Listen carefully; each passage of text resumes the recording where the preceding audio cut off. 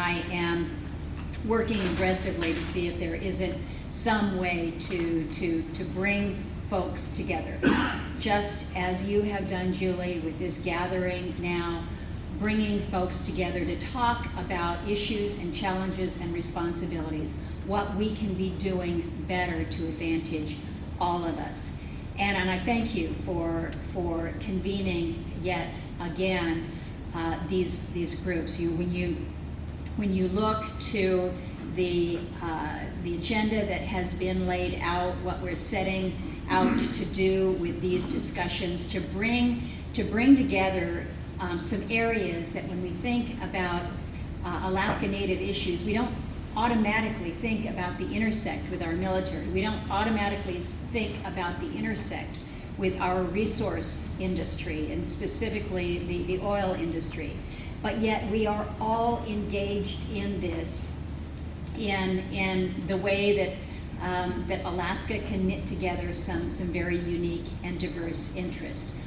What we need to do here in Congress to help facilitate the work that you all are doing is an ongoing education effort. And I was keenly reminded of that when we hosted a field hearing of the Indian Affairs Committee out in Savunga in September.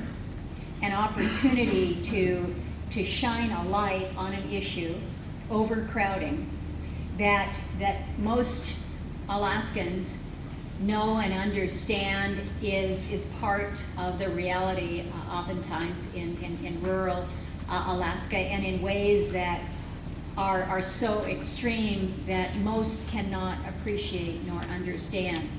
And so the opportunity to raise awareness is what we have tried to do.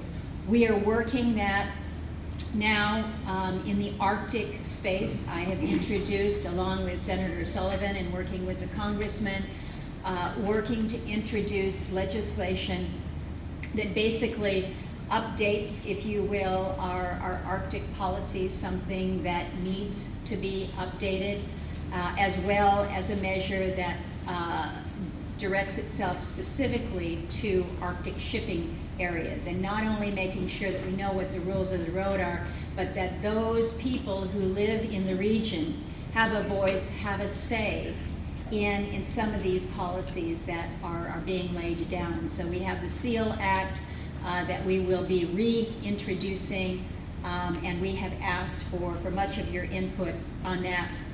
Hopefully conversations today and tomorrow will yield more input so that we can again make sure that we're addressing things not just from where we're sitting here in Washington, D.C., but from the furthest regions from which so many of you represent. So, Julie, I know we've got an ambitious schedule today. I thank you and all of the AFN team for again putting this on, and to so many of our honored guests, particularly General Bussier, Dr. DeSoto, so many who have made a considerable effort to be here. My thanks to you, and of course to all of the Alaskans.